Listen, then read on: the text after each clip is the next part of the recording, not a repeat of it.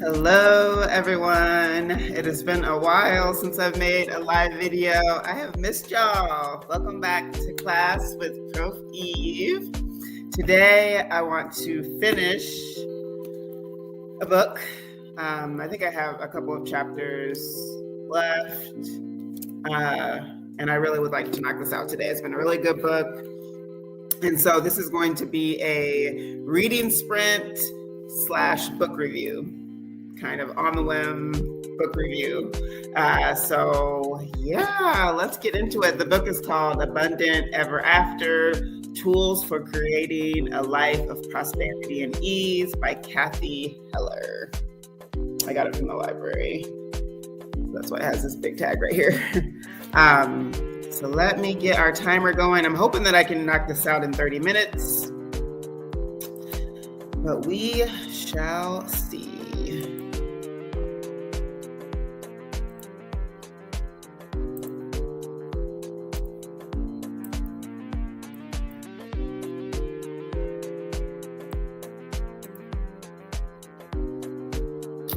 Okay, let's see. I'm sharing the screen.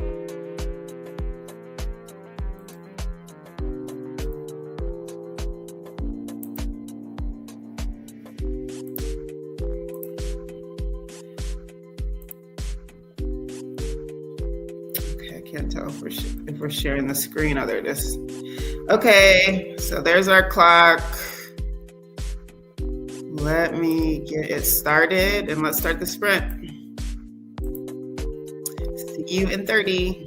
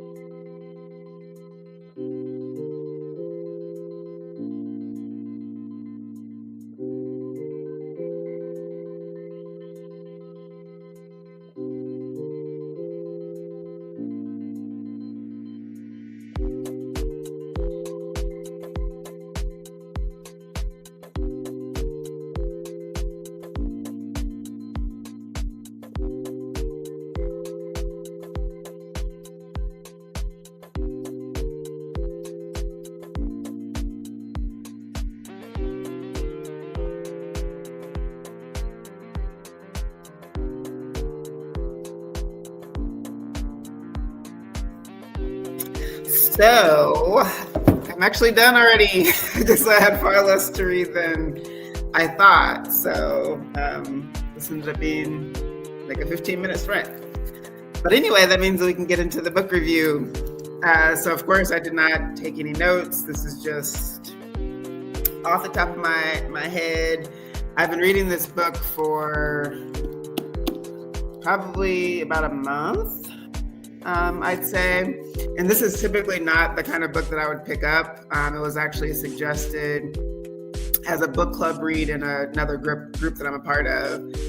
But I'm so happy that I read this, and I do want to begin to read books that are similar. I don't know if like self-help is the right phrasing, but I think there could be something to those kinds of books. Like I've never really read those kinds of books, but I think there could be something useful for a lot of us in these books. And this was certainly a treat. This is a really, really good book. I would highly recommend that folks check this out. So basically, as an overview, the book is called Abundant Ever After. Actually, maybe I'll read the inside of the cover. Too many of us are held back by a belief that we need somebody else to facilitate our success, to open doors for us, to validate our life's purpose. But as Cathy Heller learned through her own remarkable life, abundance does not come from someone else handing us a permission slip. In Abundant Ever After, Cathy shares that the secret to success is not in knowing exactly what to do, but in understanding who we need to be. When we feel connected to the source, energy, the universe, God, that is when we feel the most abundant. That is where we want to spend our time. That is the place we want to create our lives from. Abundant Ever After offers step-by-step instructions for tapping into your life force and channeling your passion into everything you do. Cathy offers concrete advice on how to expand your beliefs to allow for limitless possibilities, create an action plan to overcome imposter syndrome, and utilize tactics for getting paid to be yourself. With practical exercises, meditations, and tools for defining success, this book empowers you to manifest your own abundance and get rid of your inner bully once and for all. So yes, this book really made me think about abundance in a new way. That abundance includes a lot of things. It includes joy, love, money, comfort, skills, relationships, like all of those things are abundant and can become even more abundant. And one of the core tenets of this book is really pushing back against the resistance that lives inside of a lot of us, the resistance to strive for our dreams and goals that seem unreachable or seem like they'll just be too much work, or I'm not the right person to do this, or who am I to think that I can do this particular thing or earn this much and things like that. And that is something that relates so much to me in a lot of different ways. I've really struggled with my ideas about money. Like I'm an anti-capitalist person, meaning that I do not agree with capitalist exploitation and the way that it exists in the world today. And, these few people that have all of this wealth, all of this money, and then there's like 90% of the world, that's impoverished. I think that's insane. I don't even know that there needs to be individuals who have billions of dollars. That doesn't really make a lot of sense to me. At the same time, especially living, in the US, I understand that I need money to live, and I need money to live comfortably and in a way that I feel safe. And I also have children that I have to take care of. And, of course, I want the best for them, and I want them to have stable futures. So I can't reject money, completely, but I can accumulate money and do things that are still ethical and moral, that may generate money or may involve money. So that is something that I have really been processing for quite some time.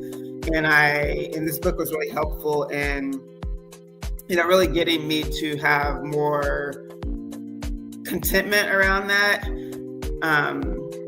the services that I may offer should be paid for. I have a lot of skills and a lot of experience that are very valuable to many people in the world. And while I would love to offer everything for free, that's not realistic. So I shouldn't be ashamed to charge for things, and accumulate a good amount of money that's going to be enough to take care of me and my family. And I can, again, create and maintain the boundaries, the ethical and moral boundaries that feel good to me in that process. Like, it's both and, it's not either or. And I feel like, especially with a lot of the, militants and activists that I've organized with, there's almost this poverty mentality that you have to be poor or struggling to be a real social justice advocate or a real revolutionary. And I reject that, actually. I don't agree with that at all. We actually do need money for a lot of things. We need money for our movements. We need money to sustain ourselves. We need money for everything in this world. That's just the way of the world. This is the reality that we live in. And until that changes, then this is what we have. So there's a lot that I could say there, and maybe in another video we can dive more deeply into that. But that was definitely something that had me in deep contemplation as I read this book, but also, interrogating the ways that I, may hold myself back with negative beliefs and negative thoughts that maybe have come from family, right? Your upbringing, your parents, the people that surround you, your communities, your friends and loved ones. And so really thinking about the role of mindset, how that can limit, our ability to progress and to be abundant, right? That we are already abundant. We live in an abundant world where there are infinite resources, right? There's enough money and resources, land for everyone to have. There is enough. And we're made to believe that there isn't, and we all have to compete and take each other down, to get the things that we need. And that's just not true. I believe, in God. I believe in Allah, and I believe that Allah is limitless and extremely abundant and bountiful. And there is certainly enough for everyone. And so we should claim, what we want and what's ours. And that doesn't mean that it takes away from someone else. And that is just so powerful, to me, to really adopt that kind of mindset that I'm already abundant, that I can breathe, I can move, I can see, I am loved, I love, et cetera, et cetera, et cetera. That is actually abundance embodied, right? And how can I every day, just kind of embody that and live in that sort of mindset and that sort of reality. And in turn, the hope is that would lead to more positive outcomes and results for our life, and us obtaining the things that we need and perhaps many of the things that we want as well. So there's a lot of exercises and journaling prompts and things in this book that I didn't do, but I think are helpful for folks that are into that sort of thing. And I think I'll kind of end it there. I really appreciated this book. It's definitely something I'll refer back to, or other, sort of related books, because I think that the mindset reframing is definitely something that I personally need to work on, and also, further contemplation on abundance and the different ways that it's already in all of our lives. And that it's not necessarily tied to success in a job or a career or a relationship, that you on your own as an individual human being are already extremely abundant. So those are things that are just going to be ongoing. So thank you, Cathy Heller, for this book. I also really liked reading about her personal story and the different experiences that she had in life that kind of led her to where she are now. She's a very successful author, podcaster, and all of that. So it was a great kind of background story as well. That was really great to read. Those are always helpful, right? To see where these really successful people come from and kind of steps along their journey. And she also, okay, I guess I have to go soon. This keeps cutting out. But she also, since she is a podcaster, had a very successful podcast for several years. She incorporates quotes and different things that various celebrities, have said that she thought was inspiring. And some of that was really helpful to read also. So again, Abundant Ever After was a great read. Very, very helpful for me personally. Not the kind of book that I would typically pick up, but I'm so glad that I did. And I will end this video here. Thanks for watching. Please like the video, subscribe, come back again for the next one, and I will see you then. Peace.